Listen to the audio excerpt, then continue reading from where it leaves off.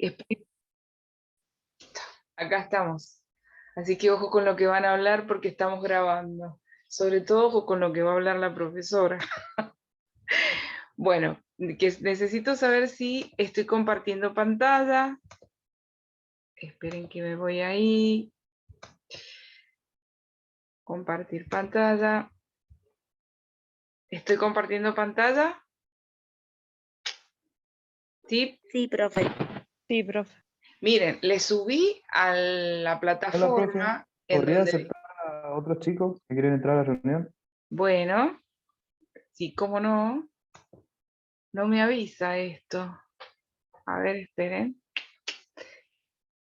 ¿Dónde estaría que lo acepte por acá? Ahí está. Gracias por avisarme. Esto sí les voy a pedir que me avisen cuando, porque no siempre avisa cuando están esperando. Bueno, lo que quería decirles es esto, que acá les había subido a la parte de programas y reglamentación, la parte de los prácticos del segundo semestre, para que ustedes tengan una guía de lo que vamos a ir viendo y lo que tienen que ir estudiando. Recuerden, a ver, no sé si recién me vieron, pero me los saludo, hola, hola. Y si ustedes me saludan también estaría bueno. Les recuerdo que necesito que estén presentes en la clase, ¿sí? La clase está grabada, por lo tanto me queda grabado quiénes están presentes y no. Esta vez la asistencia va a ser importante. Antes, el primer semestre les dije que, bueno, si podían, no podían, pero ahora la presencia, tanto virtual como presencial, va a ser muy importante para este segundo semestre, chicos, en beneficio pura y exclusivamente de ustedes. En los mini prácticos que yo tomo en la clase presencial y que ustedes rinden en esos 10 minutos, en este caso va a ser oral y va a tener que ver con la participación que tengan ustedes en la clase, ¿sí? Yo cuando les pregunto me tienen que contestar, si tienen algún problema con el audio me lo dicen, o me lo dicen por acá o me lo dicen por WhatsApp, pero tenemos que estar conectados, yo tengo que verlos presentes y participando, entonces de eso va a depender la nota, ¿sí? La nota del mini práctico. Bien, el práctico de hoy, como bien dice acá, yo voy a hablar hoy de la técnica de Kunz, ¿sí? A partir de ahora nosotros vamos a empezar a hacer resoluciones médicas. O sea, vamos a empezar a resolver las órdenes médicas que yo les voy a ir dando. Por eso ya no es como en el primer semestre que íbamos haciendo de una analítica por vez y todos hacíamos la misma analítica y participábamos, algunos hacían más, otros hacían menos, algunos observaban más. Bueno, esta vez no, todos si volvemos en la semana que viene hacemos presencial, porque en eso tienen que estar atentos. Por ahora se sabe que sí, pero puede cambiar porque no hay nada establecido en este semestre por este asunto de la mutación del bicho que nos acecha y porque se puede venir la segunda ola que todavía nosotros en Mendoza, gracias a Dios, no la hemos vivido, con estas mutaciones del SARS-CoV-2 que han surgido en otros países y en otros lugares. Si llegara a pasar eso, seguramente corremos el riesgo de que todo vuelva al 2020 y que nos tengamos que volver a encerrar. Mientras tanto, por ahora está todo tranquilo, la vamos piloteando, pero no vamos a empezar de lleno con la presencialidad, según Educación Superior, por este motivo en particular. Acá estoy admitiendo a alguien. Bien. Entonces, por eso volvemos a estar atentos, porque no sabemos cómo se va a ir resolviendo a medida que se va avanzando en esto, las cuestiones. No sé si va a volver a ser presencial va a volver a ser virtual todo o vamos a mezclar entre presencial y virtual. Mientras tanto, nosotros sabemos que práctica 1, ustedes más que nadie, que los he tenido el año pasado casi todo virtual, es muy importante que sea presencial. Eso la tenemos re clara. Entonces, lo que necesitamos ahora es afilarnos en esto que hemos aprendido el año pasado de la virtualidad, y también que tuvieron la gracia, el año pasado tuvimos la gracia de participar en lo presencial y ustedes sin tregua, digamos, porque yo me las ingenié para que todos los grupos todas las semanas participaran de las clases, por lo tanto no es que participaron cada 15 días, sino que tenían clases toda la semana, y era precisamente por esto que yo lo hice, a pesar de que la que más me cargaba en el horario era yo, porque estaba de las 3 de la tarde hasta las 9 de la noche, respetando todos los grupos, era por esta situación, porque yo no sabía si esto, el año pasado, digo yo, el semestre pasado, yo no sabía si esto que está pasando hoy iba a pasar el semestre pasado. Entonces, para adelantarnos, yo hice esa organización de comisiones para que ustedes no se perdieran ninguna clase todas las semanas. Los alumnos que se lo perdieron fueron por distintas circunstancias, algunos por cuestiones de enfermedad, pero sé que la mayoría ha sido por causa de fuerza mayor, pero el que la aprovechó, bienvenido sea. Esperemos que la semana que viene la clase sea presencial. Bueno, por lo tanto, ahora vamos a hablar de la técnica de Coombs, que en el primer semestre la tocamos de oído, es más, no la hicimos. Pues en este semestre la vamos a tener que hacer. Y después, chicos, el 30, acuérdense que es el parcial, segundo parcial. ¿Qué entra en el segundo parcial? Pregunta que a todos les interesa. Entra todo lo que hemos visto hasta ahora. O sea, que hacen una recopilación de todo lo que hemos visto hasta ahora y yo se los tomo en el segundo parcial. Recuerden y chequen lo que hemos visto en el primer parcial, qué es lo que fallaron, qué es lo que dudaron, vuelvan a estudiarlo, ¿sí? Porque es práctica 1 y yo lo que les voy a seguir tomando son las prácticas que hemos hecho y obviamente, seguro, preguntándoles la fundamentación científica de las mismas. Acuérdense que esta materia, chicos, el sector que abarca es hematología. Por lo tanto, las prácticas que les voy a tomar fundamentalmente son hematológicas. ¿Cuáles serían estas analíticas hematológicas, Michelle? Hola, hola. Profe, disculpe, tuve un Dale, problemita. Ahora Michelle. sí le escucho. ¿Qué me dijo? ¿Cuáles serían las analíticas del sector de hematología que hemos hecho en el primer semestre? Nómbrame todas, si te acordás, obviamente. Hematocrito. Pero el hematocrito mm, es un parámetro de una analítica en general, que ¿cuál sería? El hemograma, Bien, ayudémoslo al compañero. El hemograma. ¿Qué más?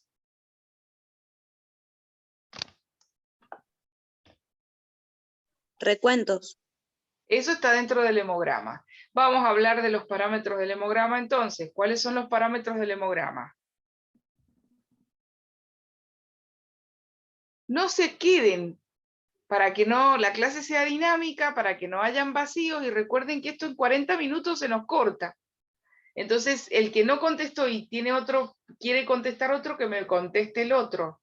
Chicos, los parámetros del hemograma son el hematocrito, la hemoglobina, los recuentos, que sería el recuento de blancos, de rojos, de plaquetas, de reticulocitos, la fórmula leucocitaria, eso ya lo sabemos. Entonces, cuando yo les digo qué analíticas se hacen en hematología, si ustedes me dicen hemograma, se entiende que, o yo interpreto que ustedes ya saben que dentro de esa gran bolsa que es el hemograma, entran todos estos parámetros.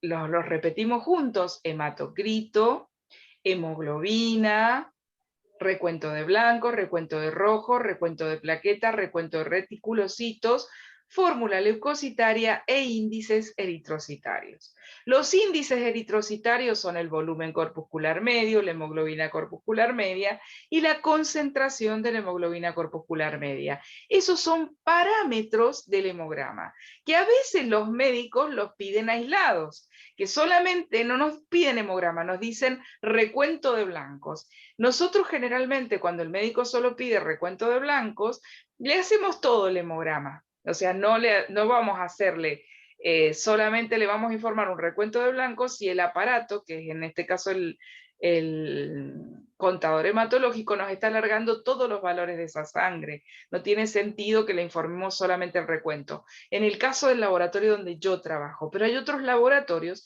que solamente se acotan a responder o a resolver lo que el médico pide. Si pide recuento de blancos, se hace el recuento de blancos, nada más. Si pide hematocrito, se hace el hematocrito y nada más. Pero eso está dentro de los parámetros del hemograma. ¿Estamos de acuerdo? Sí. Sí. Esa sería una, ¿no es cierto?, de la práctica, el hemograma. ¿Qué otra cosa? El coagulograma. Acuérdense que los parámetros del hemograma son parámetros de una analítica. En el caso del coagulograma, es un hiperónimo que encierra 5 analíticas independientes. ¿Cuáles son? A ver, alguien que me las diga rápido. Tiempo de protrombina, Muy bien, tiempo de sangría, muy bien. Tiempo de Ayuden. coagulación. Tiempo de Muy coagulación. bien, Recuento de plaquetas. perfecto. Y Y falta tiempo de trombina parcial activada. tiempo de tromboplastina parcial activada. Esas son las cosas que para el segundo parcial tienen que tener en cuenta. ¿Cuál es la diferencia entre protrombina y tromboplastina? ¿Cuál es el factor de coagulación que es correlativo a eso dentro de la cascada?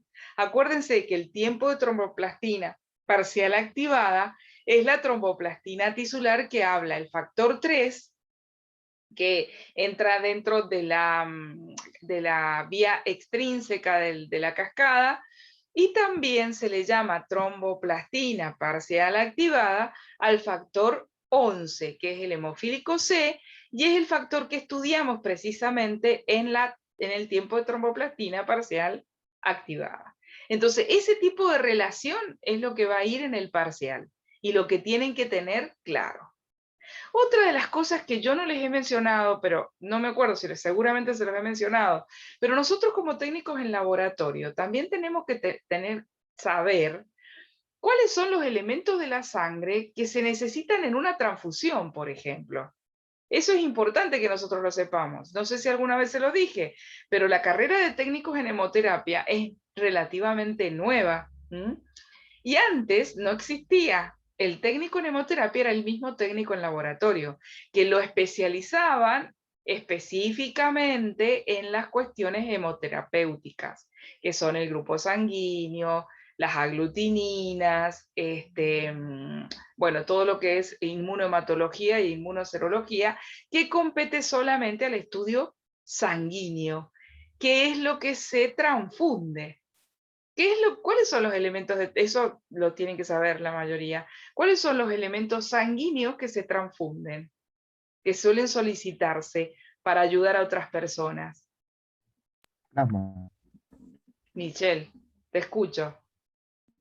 Plasma, El plasma, los glóbulos rojos, glóbulos rojos. las plaquetas, Los granulocitos. ¿los? Granulocitos. Los granulocitos. No les voy a decir absolutamente no, porque yo sé que científicamente se está estudiando y hay algunos estudios nuevos que dicen que sí ahora se puede transfundir leucocitos o glóbulos blancos, pero generalmente en la mayoría de la bibliografía y en la práctica actualmente en nuestra provincia, glóbulos blancos no se transfunden. Por una cuestión lógica, los glóbulos blancos son los anticuerpos individuales de cada persona. Entonces, generalmente no se van a pedir los glóbulos blancos de otros cuando ustedes saben que los anticuerpos tienen un doble comportamiento. Se pueden comportar como anticuerpos o antígenos. Si nosotros le estamos transfundiendo glóbulos blancos a otro ser humano, pónganle que yo le transfundo glóbulos blancos a Michelle, mis glóbulos blancos, que son mi defensa de organismo y mi anticuerpo, a Michelle le puede resultar como antígenos perjudicables y por lo tanto provocar una hemólisis masiva. Por eso los glóbulos blancos son los únicos elementos sanguíneos hasta hoy que no se transfunden. Pero como ya les digo, yo he leído bibliografía y cuestiones, porque yo siempre estoy estudiando, porque nosotros como científicos tenemos que estar actualizados y ver qué está pasando alrededor. Yo he visto que hay científicos que dicen que sí se puede transfundir glóbulos blancos, pero eso no es una cosa que está generalizada. Por lo tanto, ¿qué es lo que tienen que tener en cuenta ustedes? ¿Cuáles son los elementos sanguíneos transfundibles? Y no cuenten entre esos actualmente a los glóbulos blancos porque no se transfunden. ¿Quedó claro? Sí, profe. Sí, Sí, Los profe. glóbulos blancos igual se los separa en la parte de hemoterapia para otras cuestiones, farmacéuticas, antibióticos y otras cosas que sí sirven los glóbulos blancos, pero no para transfundir a otra persona. Y otra de las cosas que no me dijeron, que también se transfunden, son los crioprecipitados. Dentro de los crioprecipitados tenemos los factores de coagulación, inmunoglobulinas específicas, bueno, etcétera, que generalmente también se piden para transfundir. Y otra cosa esencial, por ejemplo, son las células madre, que es las que se estudian para saber si se puede o no hacer trasplante o donación de médula. Se estudia la célula madre en una actividad de hemodonación. Bien, eso también como técnicos en laboratorio ustedes lo tienen que saber, ¿sí? Por eso ahora lo estamos mencionando. Bueno, y ahora, yendo específicamente estábamos hablando de las analíticas. ¿Qué otra analítica se hace en hematología? Hablamos de hemograma, hablamos de coagulograma y hablamos de, justamente les traje a colación el tema de lo que se dona, es porque, ¿qué es una Grupo de y las cosas? factor. Claro, una de las cosas fundamentales que hacemos nosotros en hematología es el grupo sanguíneo, y específicamente lo tenemos que tipificar bien para estas ocasiones, para cuando la persona necesite sangre porque necesite transfusión por alguna razón, el grupo sanguíneo es el que define esta situación. Ustedes saben que no se les puede transfundir, hay grupos sanguíneos que son dadores universales, otros que son receptores universales y otros que son específicos y solo puede recibir el grupo sanguíneo que tiene su sangre. Bien, todas esas cosas las tienen que ver y las tienen que estudiar porque nosotros las tenemos que saber. ¿Por qué las tenemos que saber si existe en la carrera de hemoterapia? Las tenemos que saber porque nosotros somos un equipo. Todo lo que es salud tiene que trabajar en equipo. Si la gente de salud no trabaja en equipo, el perjudicado es el producto final. Que toda la gente de salud generalmente trabaja en salud con una sola convicción o con una sola meta, que es ayudar a otra persona, que nosotros le nombramos, entre comillas, paciente. A otra persona que lo necesita, que está enferma o que no, pero nosotros como equipo de salud trabajamos en equipo, también entre tecnicaturas y entre servicios, para un solo fin: ayudar a que otra persona tenga una mejor calidad de vida, rescatarla, salvar una vida. Todos estamos con la misma, línea. Por eso les digo que esto que les estoy contando de hemoterapia es importantísimo que ustedes lo sepan porque trabajamos de uno a uno con hemoterapia, ¿sí? En nuestro caso particularmente, nosotros trabajamos absolutamente en equipo con los chicos técnicos de hemoterapia, porque para no pinchar doble al paciente, por ejemplo. Si viene un paciente al laboratorio del hospital y le piden grupo sanguíneo, no le sacamos sangre nosotros y después lo mandamos a que lo pinchen a hemoterapia. No tiene sentido. Le sacamos nosotros sangre para hemoterapia, después vienen nuestros compañeros de hemoterapia y se llevan la sangre que ellos le tienen que hacer el grupo. En el caso del grupo, cuando es CUMS, lo mismo. Si le pidieron CUMS, los chicos piden el suero, se llevan el suero, hacen la CUMS en hemoterapia y nos traen los resultados. Cuando no tenía hemoterapia, que esto también les puede pasar, cuando al principio nuestro hospital no tenía el servicio de hemoterapia, tenía el de laboratorio, porque un hospital no puede empezar sin servicio de hemoterapia, pero no puede empezar sin servicio de laboratorio, porque el servicio de laboratorio es el corazón de un hospital. Ustedes saben que nosotros ayudamos en el diagnóstico presuntivo a los médicos, por lo tanto es absolutamente necesaria nuestra presencia en el equipo de salud. Entonces, sin laboratorio no se puede inaugurar un hospital. Entonces, nosotros existimos antes que el servicio de hemoterapia y las CUMS y los grupos y etcétera corría por nuestra cuenta y lo teníamos que hacer nosotros. Bien. ¿Qué otra cosa? Muy bien. Entonces, creería que ya estamos, ¿no? Hematología sería hemograma, coagulograma, grupo sanguíneo y las CUMS, que está la indirecta y la directa. ¿Estamos de acuerdo? Sí, Bien. sí, sí. ¿Qué es lo que se toma en el parcial? Vuelvo otra vez para que les quede claro. Yo no les voy a tomar específicamente la técnica del grupo sanguíneo y me voy a quedar ahí. Es muy probable que les diga, en la técnica del grupo sanguíneo, ¿qué determinación de inmunoensayo se está aplicando o cuál es la que aplicamos en las prácticas del Instituto San Agustín? Entonces, ¿cuál es la que aplicamos? ¿Cuál es la determinación que aplicamos de inmunoensayo? Era aglutinación. La de Aglutinación. aglutinación. ¿Con qué técnica? Portaobjeto. Con la técnica del porta. Muy bien. Y yo otra pregunta que puedo llegar a hacerles es, ¿qué buscamos en esa técnica de grupo sanguíneo? ¿Estamos buscando el antígeno o el anticuerpo de la persona? Ah, me encanta porque se El realza. Antígeno. Bien, el antígeno. Eso es fundamentación científica. No es solamente saber que vamos a poner una gotita de esto, una gotita de aquello, lo vamos a mezclar y vamos a ver si se hacen grumos o no se hacen grumos. Si se hacen grumos es porque aglutina. Perfecto, pero ¿qué es lo que está pasando ahí? Hay unión, antígeno-anticuerpo, en la sangre está el antígeno, el reactivo, el anticuerpo. Si existe el antígeno, como en el reactivo está el anticuerpo, se va a producir esa unión, entonces nos está indicando que ese grupo es tal y tal. ¿Se entiende? Esa es la relación constante que tenemos que ir haciendo con fundamento de laboratorio. Por eso una alumna me preguntó, ¿el mismo día? Sí, el mismo día. ¿Por qué? Porque tienen que ir relacionando ambas materias todo el tiempo. Por ejemplo, en esta confusión que tuvo uno de sus compañeros que me dijo trombina parcial activada. Claro, le mandó la que le parecía, la que rimaba. Pero no es cuestión de lo que rima acá. Nosotros estamos en una carrera exacta y tenemos que decir las cosas exactamente, ser precisos en el vocabulario. Entonces, si les estoy preguntando sobre la tromboplastina parcial activada, ¿qué es eso?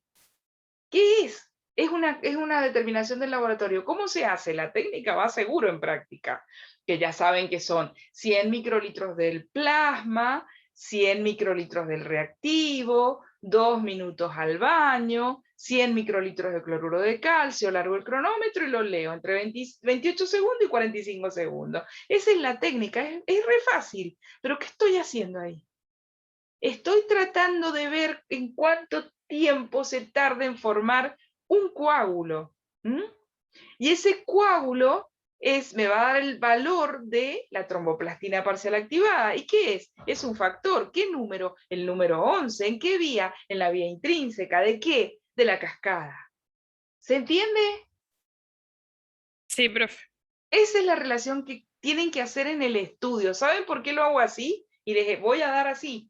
El tercer parcial también va a ser el mismo día, de fundamento y de práctica. Ustedes no pueden rendir estas dos materias en el mismo llamado, la tienen que rendir en distintos llamados. Pero ustedes tienen que pensar que cuando van a rendir fundamento, tienen que rendir práctica en la segunda mesa, porque es una cosa que la tienen que estudiar de la mano, no pueden estudiarla en bloque, no la pueden separar, porque si la están separando en la cabeza, en la medida que la van estudiando, y no la relacionan, van a hacer agua en el examen.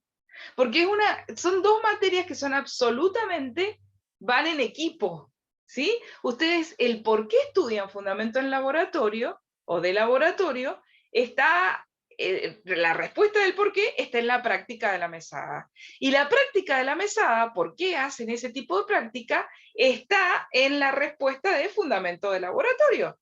Por lo tanto, no pueden estudiar cómo se hace la técnica del hematocrito sin saber qué es el hematocrito, que es el recuento globular, o sea, que es el recuento de glóbulos rojos en relación al volumen total sanguíneo, o sea, que es todos los glóbulos rojos en millones, lo vamos a especificar en porcentaje en una práctica de mesada que se llama hematocrito. Y el resultado y la unidad va a ser en porcentaje. Y es importantísimo porque de ahí podemos calcular el glóbulo de rojo en millones, la hemoglobina, fundamental. Entonces, claro, la técnica hematocrito es re fácil. Tengo un capilar, lo lleno el 75%, lo sello con plastilina, bien sellado, lo coloco en la microcentrífuga, lo pongo 5 minutos a 12.000 revoluciones, bárbaro. Y cuando para lo leo en un ábaco, así lo enraso acá, lo enraso allá, pero ¿para qué? ¿Y por qué? ¿Cuál es la diferencia entre el hematocrito y el volumen corpuscular medio? ¿De qué es un índice eritrocitario? ¿Qué significa índice eritrocitario? Es un estudio del eritrocito. ¿El hematocrito no está estudiando el eritrocito? Sí, lo está estudiando, pero no es un índice eritrocitario el hematocrito, porque está hablando de los eritrocitos en un volumen total. En cambio, los índices eritrocitarios afectan solamente a cada glóbulo rojo. Todo esto que espero que me estén escuchando es para que sepan cómo tienen que encarar ambas materias. Y decir, uy, qué embole, tenemos 2 materias, las rendimos el mismo día. No, no, no, no, no. Así no es. Es una sola materia. Lo que pasa es que la han dividido en 2 por razones curriculares, pero es una sola materia, fundamento de laboratorio y práctica 1. Acá ya me está avisando que me quedan 10 minutos. Bueno, ya lo escuché, ya lo sentí, bien. Seguimos. Ya entro de lleno en la CUMS. Acuérdense, chicos, que mis clases lamentablemente son de 80 minutos, porque la profesora habla mucho y les pide que hablen a los alumnos. Entonces, termina esta y nos tomamos un minutito para que se me grabe la clase y seguimos con la segunda parte, ¿ok? Acá quiero que vean bien esta grilla, porque siempre me están preguntando, ¿y qué estudiamos para la próxima clase, profesora? Bien, vieron que en la mayoría está el uso de los materiales, el uso de las pipetas, el uso de la preparación de soluciones. En todas las clases vamos a tener lo mismo porque en todas las clases hacemos lo mismo. Si yo les pido en todas las clases que me hagan un parámetro del hemograma, ustedes ahí tienen una dilución. Por lo tanto, tienen que preparar una solución donde va el soluto es el anticoagulante y el solvente es la sangre. El anticoagulante es el hepta, que es 0,05 mililitros, y la sangre es 4,45 mililitros. Eso es una preparación de solución. Ya estamos hablando de una dilución, donde en esa sola actividad de práctica, ustedes están relacionando matemática, química y física. ¿Sí o no? Sí. Bueno, entonces por eso siempre les va a ir preparación de soluciones en todas. Los materiales de aparatología en todas, porque en las prácticas siempre vamos a usar distintos materiales y distintos aparatos. Después, exposición del uso de materiales, bueno, la determinación, miren, vamos a ver hemoglobina glicosilada, ¿qué es la hemoglobina glicosilada? Cuando hablamos de hemoglobina, empiecen a estudiar también la estructura de la hemoglobina en fundamento, la estructura, la síntesis. Recuerden qué es la hemoglobina, cómo está formada. Todo eso es fundamento científico. Y en la práctica es la hemoglobina, cómo se hace. Bien, bueno, todo eso nos queda para después ustedes lo leen tranquilos. Ahora yo voy a empezar con esperen acá, con un power que ya lo hemos hecho, ¿saben? Ya lo hemos visto. Creo que lo hemos visto, ¿verdad? Ya les di la clase de grupo sanguíneo y la tienen también en la plataforma. ¿Estamos de acuerdo? Profe, creo que si no me equivoco, hicimos la técnica en el laboratorio, pero no vimos un PowerPoint de grupo sanguíneo. Bueno, entonces lo voy a hacer subir ahora para que lo tengamos en la clase de hoy. Bueno, genial entonces. Si no lo vimos, mucho mejor. Este de grupos sanguíneos. ¿Cuál es la idea de este Power? Les vuelvo a repetir que no sé cuánto me queda. Me quedan 6 minutos 41, me queda un montón. Bueno, les vuelvo a repetir, este Power de grupo sanguíneo está apuntando a por qué hacemos la CUMS, ¿sí? Que esta clase quiero que terminen sabiendo qué es la CUMS y cómo se hace. Ustedes ya más o menos tienen una idea porque han estudiado inmunoensayo y me lo han dicho muy bien. Bien, ustedes saben que el sistema RH, chicos, el sistema RH es más complejo que el sistema BO. ¿Por qué? Primero, porque sé que lo saben a esto. El sistema RH, ¿por qué se llama RH?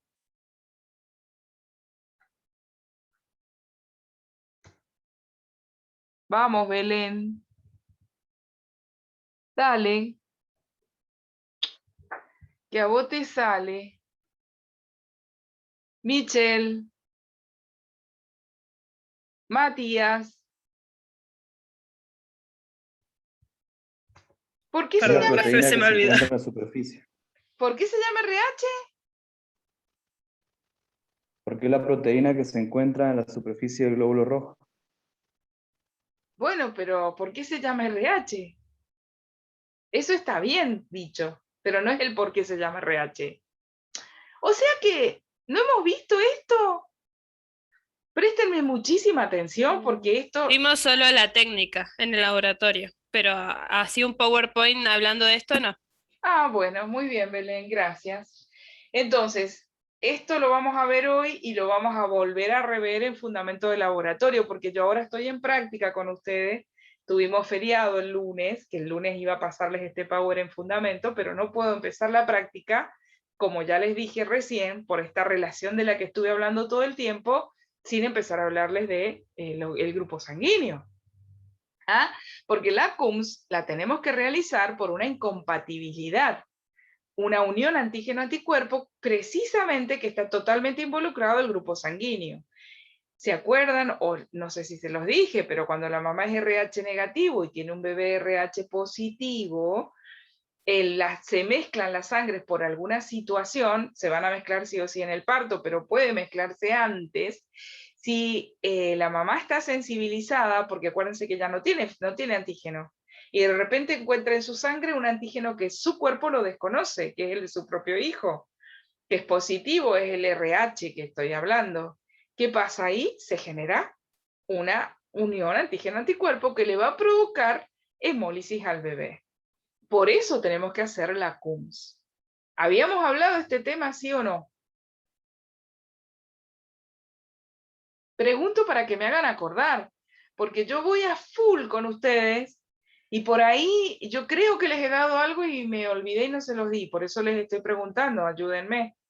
¿Hemos hablado de este tema, sí o no? No. Profe, creo que no hemos hablado de este tema. Bueno, entonces, ¿saben qué? Préstenme mucha atención porque es un tema muy importante y el título es Anemia hemolítica del recién nacido. ¿A ustedes les encanta que yo les dé la patología? Bueno, acá hay una patología en el medio que se llama anemia hemolítica del recién nacido. Y una de las causas es esta incompatibilidad sanguínea entre una mamá RH negativo y un bebé RH positivo. Pero para entender esto, primero tienen que saber por qué se llama RH. Se llama RH según el autor Landsteiner, el científico y doctor Landsteiner. Él hizo una prueba de investigación con el mono Macacus rhesus y un cobayo, ¿sí? ¿Qué hizo? Le sacó la sangre del cobayo y se la inyectó al mono. Y ahí se dio cuenta que el mono se brotó todo, pobrecito. Habían monos que se brotaban y otros monos que no, obviamente. Entonces, porque el mono su raza era Rhesus, R-H-E-S-U-S, se le puso factor RH. ¿Estamos de acuerdo? ¿Se entendió? Sí. Bien. Por eso el RH. ¿Qué pasa con el RH? Ese nombre, la R y la H. Se dieron cuenta que existían RH positivo y RH negativo. Hasta ahí estábamos re fácil. Pero descubrieron que este gen de este antígeno es trialélico. ¿Qué quiere decir? Acuérdense que está el cromosoma en el núcleo, el gen y los alelos dentro del gen. Son como cajitas chinas. El más grande es el cromosoma, la cajita que le sigue es el gen, y la cajita que está dentro del gen se llama alelo. En el caso del RH tiene 3 alelos. Como seguían con la nomenclatura RH, le pusieron RH mayúscula 1', RH mayúscula 2', y RH mayúscula 3'. ¿Qué son las primas? Esto es matemática. Se le llama prima a las rayitas, los apóstrofes que se les pone al número, o en este caso a las letras. Cuando es una prima, es un solo apóstrofe. 2', 2 apóstrofes. Así que imagínense, la R, la H y una rayita arriba. La R, la H y 2 rayitas arriba. La R, la H y 3 rayitas arriba. Todo esto, si lo llevamos a la ley de Mendel, que es genética, y al cruce de cuando se van cruzando los genes, imagínense lo que era cruzar todo eso. El RH con la RH1' con el RH2', con el RH3', era un lío. Entonces, ¿qué resolvieron? Aparecieron otros grandes científicos, muy inteligentes también, que se llaman Fisher y Rice. Fisher y Rice, que creo que está escrito acá en el Power. Profe, consulta, porque le queda menos de un minuto por las dudas. Sí. Te escucho. No, era para avisarle por las dudas